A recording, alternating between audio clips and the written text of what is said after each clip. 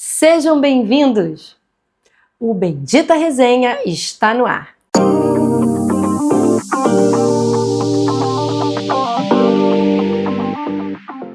Hoje, vamos conversar sobre o medo. É um aspecto da alma que ainda precisa ser tratado pelo Espírito Santo. Vem comigo! Nosso texto de reflexão está no livro de Jó, capítulo 3, versículo 25 e 26, que diz assim: aquilo que temo me sobrevém, e o que receio me acontece. Não tenho descanso, nem sossego, nem repouso, e já me vem grande perturbação. A gente precisa compreender uma coisa muito interessante. O medo, ele é um sentimento natural em nós, mas quando a gente vive em constante estresse, a gente vive 100% do nosso tempo com medo. O medo, ele é uma ferramenta de defesa. O medo é algo natural numa medida. Mas quando o medo ele é excessivo em nossa vida, ele nos causa doença. Quais doenças? Ansiedade, por exemplo. Síndrome do pânico, por exemplo. A depressão. Também as pessoas, quando sofrem de depressão e dos níveis de depressão, também têm doença. Então, assim, o medo ele precisa ser gerenciado por nós. E o Espírito Santo ele pode nos ajudar. E dependendo do aspecto do medo que você tem, da intensidade que você tem do medo, você também precisa buscar ajuda. Ajuda médica, ajuda com um terapeuta, um psicoterapeuta, um profissional da área da saúde, da psicologia. E isso não é fraqueza humana, não. É algo que precisa ser trabalhado na sua alma. Nós estamos com uma série de vídeos que estão explicando a nossa estrutura humana, que diz em 1 Tessalonicenses 5,23 que o mesmo Deus da paz vos santifique em tudo, em vosso espírito, alma e corpo.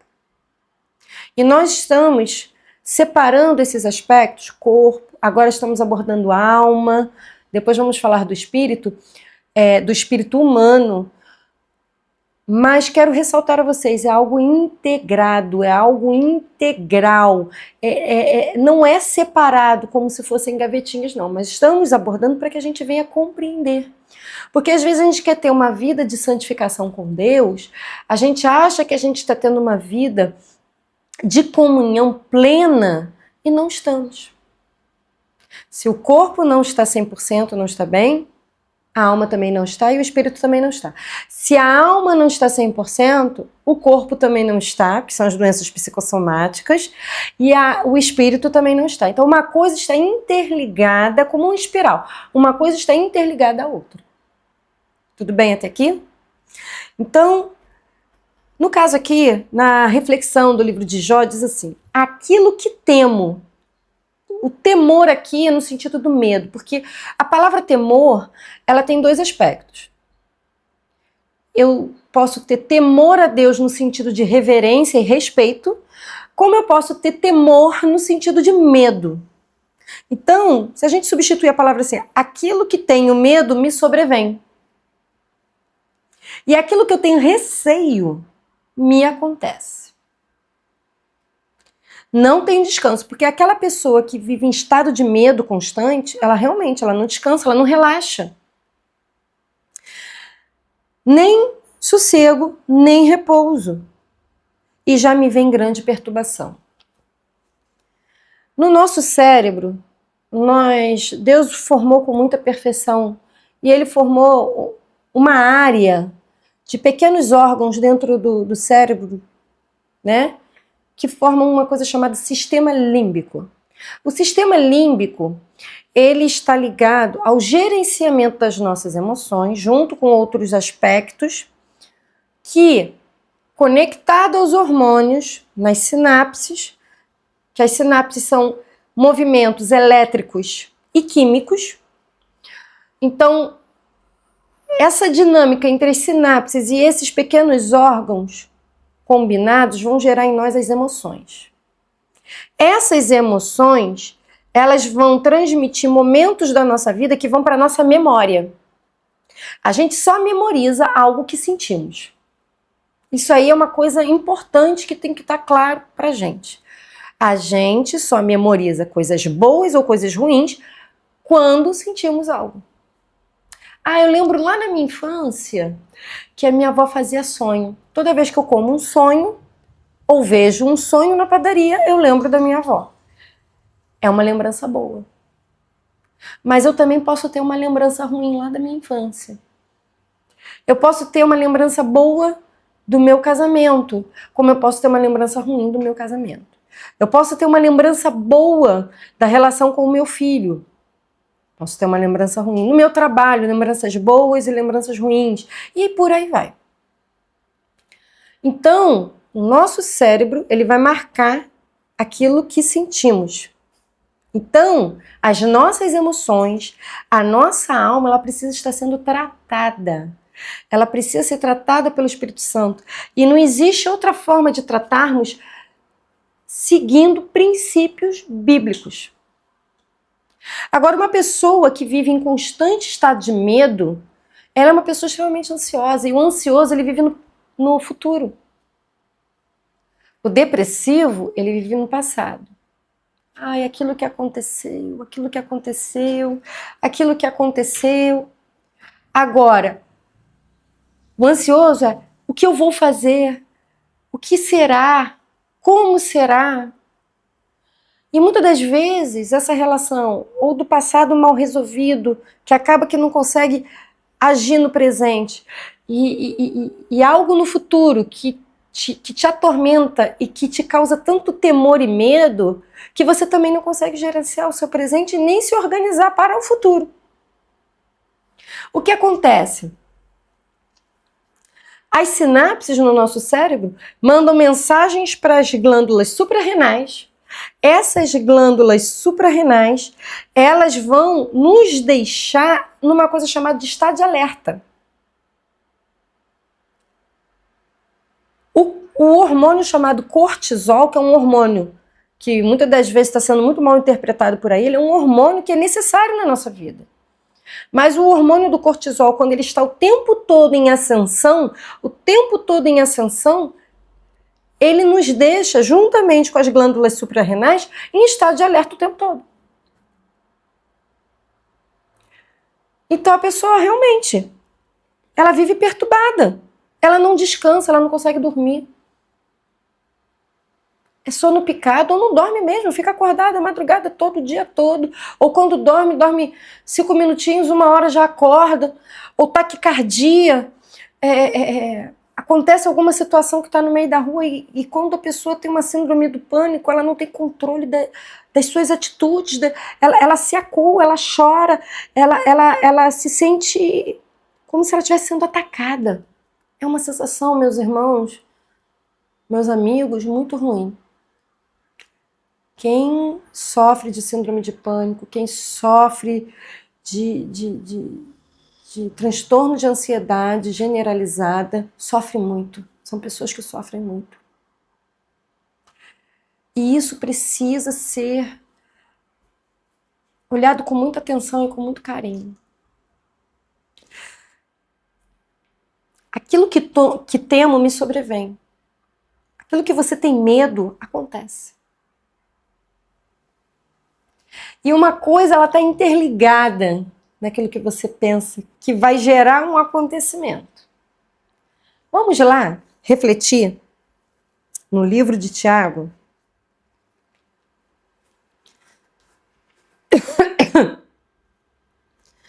No capítulo 3, muito conhecido esse texto, no versículo 2, depois vamos pular para o versículo 10 e 11.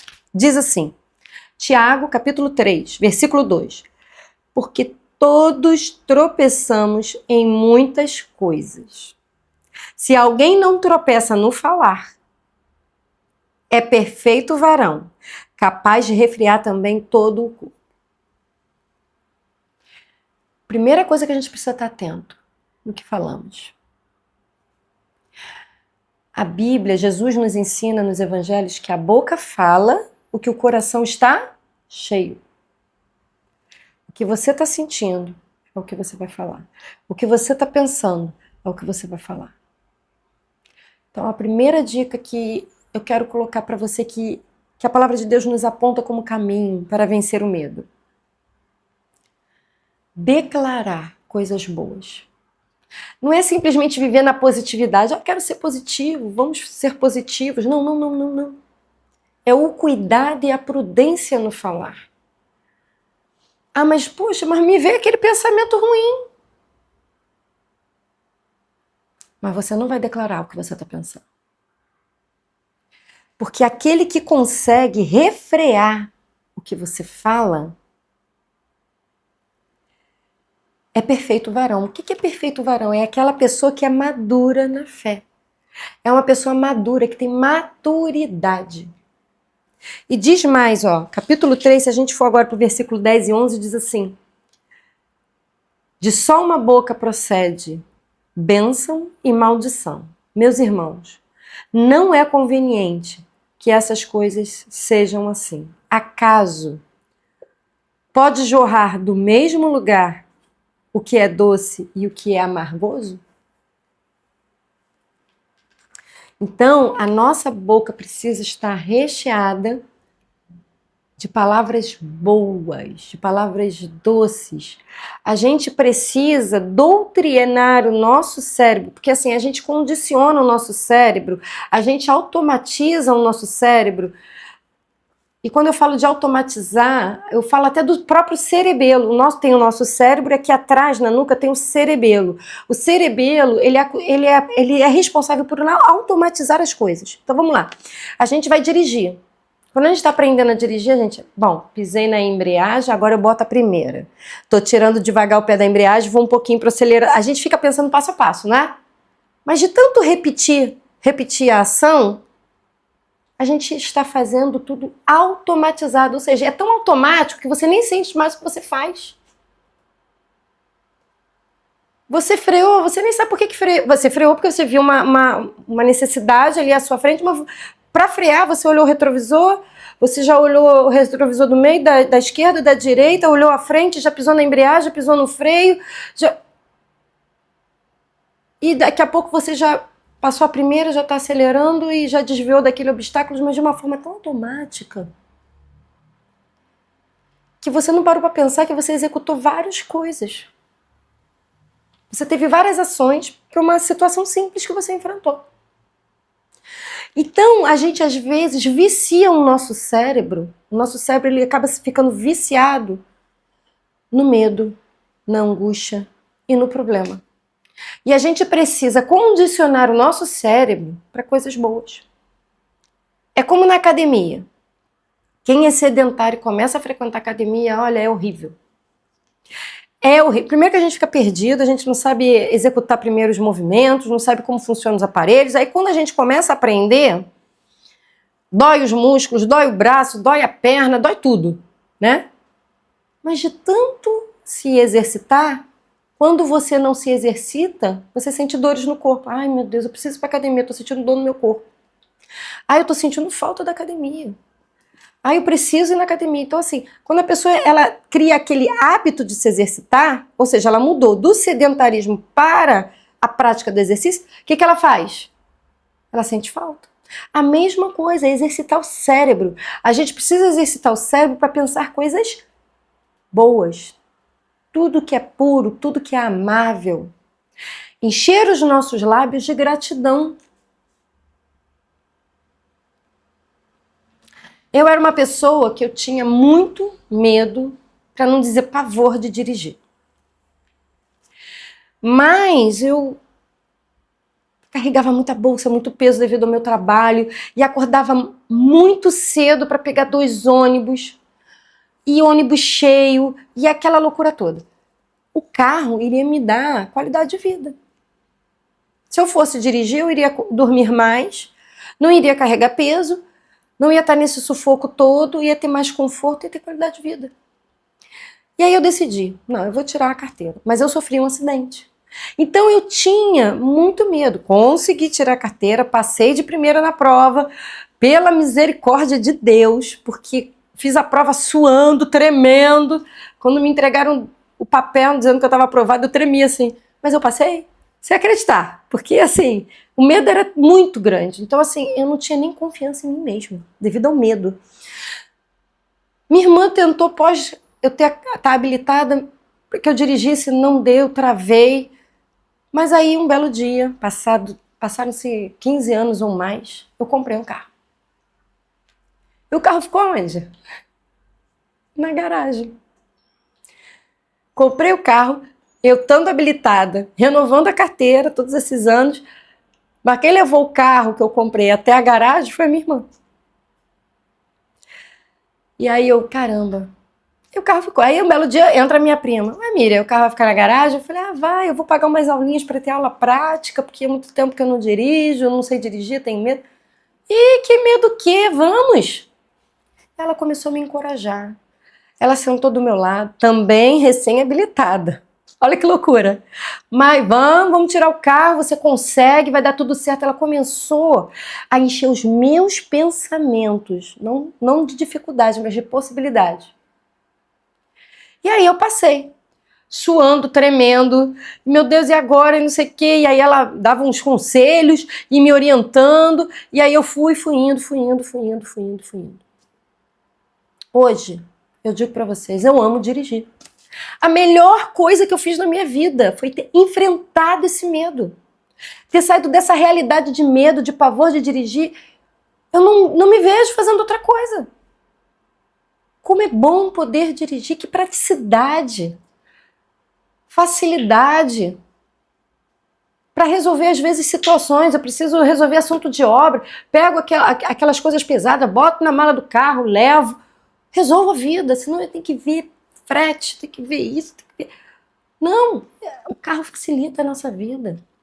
Dirigir é bom demais. Então assim, eu tô dando um exemplo de tantas coisas que na minha vida eu tive medo e pavor. Então, às vezes, os nossos traumas nos aprisionam e a gente precisa modificar o pensar. A gente precisa modificar como a gente pensa. A gente precisa se cercar de pessoas que vão nos incentivar a sair dessa situação. Então, uma estratégia maravilhosa. Buscar a Deus. Porque o verdadeiro amor, que é o amor de Deus, ele lança fora todo medo. A primeira coisa, pedir a Deus, Deus, me inunda com o teu amor. O amor de Deus nos preenche, e o amor de Deus, ele tira todo o medo da nossa vida. Primeiro ponto. Segundo ponto, nos aproximar de pessoas que podem nos ajudar a enfrentar esse medo. Pessoas maduras. Terceiro ponto, brigar com você mesmo e enfrentar o medo. A gente só acaba com o medo quando a gente enfrenta ele. Não tem outra saída. A gente precisa ser corajoso. A palavra de Deus diz que os covardes não herdarão o reino de Deus. E a gente precisa pedir perdão a Deus pela nossa covardia. Deus, trata as minhas emoções. Perdoe-me pela minha covardia. Enche-me do teu amor. E me ajuda a vencer esse medo. Esse medo nessa área aqui da minha vida. E eu tenho certeza que mesmo você lutando contra aquilo que o seu cérebro está te mandando, mesmo você suando, tremendo, a mão suando, frio na espinha, não importa. Um dia vai ser com frio na espinha, com a mão suando, outro dia, daqui a pouco já não vai estar mais. O seu cérebro já vai pensar diferente. Enche os seus lábios de gratidão. Que dos seus lábios venham palavras boas, palavras de bênção. Eu vou conseguir, vai dar tudo certo. Eu sou uma pessoa corajosa em Cristo Jesus. Deus me transformou e me fez nova criatura. As coisas velhas já se passaram, tudo se fez novo. Tenho certeza que você, aplicando essas ferramentas, tudo vai dar certo na sua vida. Obrigado, RW Digital. uma empresa de marketing digital que está nos ajudando e nos abençoando. Se a sua empresa precisa de qualquer recurso de marketing digital, entre em contato. Fiquem com Deus e até a próxima.